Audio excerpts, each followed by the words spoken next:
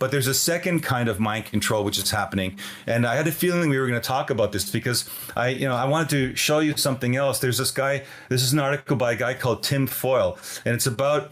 We were talking about conspiracies, right? And, conspiracies, basically, to call a conspiracy out in the open is essentially, it's not a theory. You're analyzing a conspiracy. Conspiracies are a real thing.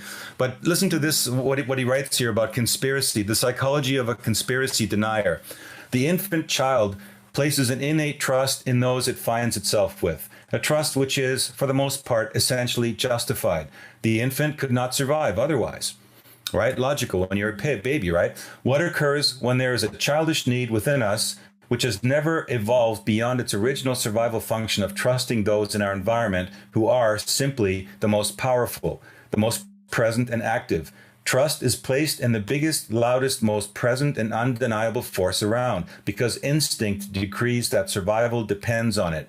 In my view, this is how conspiracy deniers are able to cling to and aggressively defend utterly illogical fantasies that somehow, when bad things happen, the governmental equivalent of mommy and daddy are diligently working out how best to ensure that their little precious citizens will be comfortable, happy, and safe after.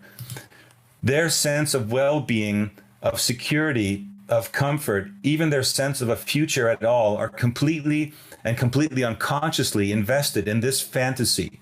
This is the core comforting illusion at the root of the conspiracy denier's mindset, the decrepit foundation upon which they build a towering castle of justification from which to pompously jeer at, mock, and attack those who see otherwise. The conspiracy denier will attack anyone who threatens their infantile worldview because cognitive dissonance is rattling in their unevolved brain.